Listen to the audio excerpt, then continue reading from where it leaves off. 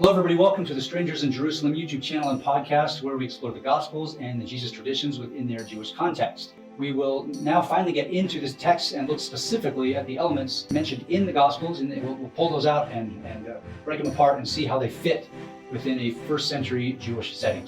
And they don't think I know a buttload of crap about the Gospel, but I do. Okay? So follow me. Let's go to Jerusalem.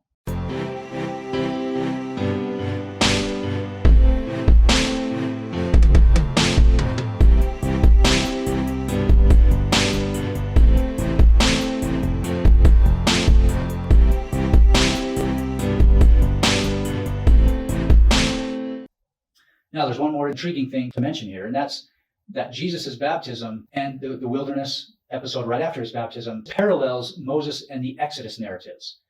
We should note here that earlier Israelite authors, particularly those who wrote Genesis through Joshua, structured the Moses wilderness story to resemble the life cycle of a human from infancy into adulthood. So there seems to be two birth narratives of Israel in the Hebrew Bible. There's two different ones, and they kind of overlap. Both of these are strikingly similar to Jesus' ministry, which starts with his baptism.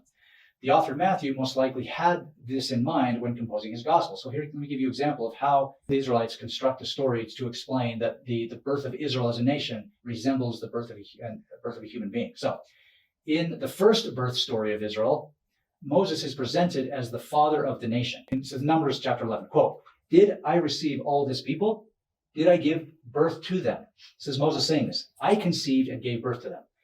Just before Israel's birth at the Red Sea, God refers to Israel as my firstborn son. This is Exodus 22. But the Lord then opens the womb. It says Exodus 13:2. The Lord opens the womb in preparation of Israel's conception. So this is a birth narrative. Israel enters the womb of the Red Sea, where God's spirit, or life, nephesh, God's spirit, life comes upon them, just like a baby in the womb receives life. This is Isaiah 63:11. Talks about it, has this very language. The Israelites are commanded also to remember their birthday. Quote, "Remember this day on which you came out of Egypt." The day of their birth, when they came out of Egypt, out of the Red Sea, where they are finally born. They're in the womb and their birth. Remember, God says, remember this day. It's Exodus 13:3. The wilderness represents infancy. So after Israel's already born, now they're in the wilderness. They're in infancy when the child is helpless. This is not just me reading into it. It actually says as much. So the Lord instructs Moses in Numbers chapter 11, verse 12, quote, "Carry them into your bosom as a nurse carries a suckling child." So as a helpless infant, Israel risks dying without parental assistance. Israel complaining, murmuring, "I need food, I need water." They cry for water and bread, and the Lord gives them both from the heavens. So here in Exodus 15, this is verse 24 and 25, "And the people complained against Moses, saying, 'What shall we drink?' He cried out to the Lord, and the Lord showed him a piece of wood, and he threw it into the water, and the water became sweet."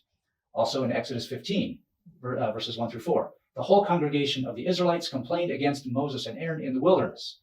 Quote, "You have brought us out into the wilderness to kill this whole assembly with hunger." Then the Lord said to Moses, "I'm going to rain bread from heaven for you." So just as a baby, an infant, or a toddler is given bread and water or milk, same with God, how he treated Israel. So again, the story represents kind of a birth narrative. The second birth narrative parallels the first up until the womb. As in the first narrative, the seed of Israel is implanted into the womb, which is the Red Sea. But in the second birth narrative, the wilderness represents the womb, in which Israel remained for 40 years, representing the 40 weeks of gestation. They received sustenance, water and manna, while growing in the womb. And then the Lord kept Israel in the wilderness precisely because they were too immature to enter Canaan. This is mentioned in Numbers 32:13.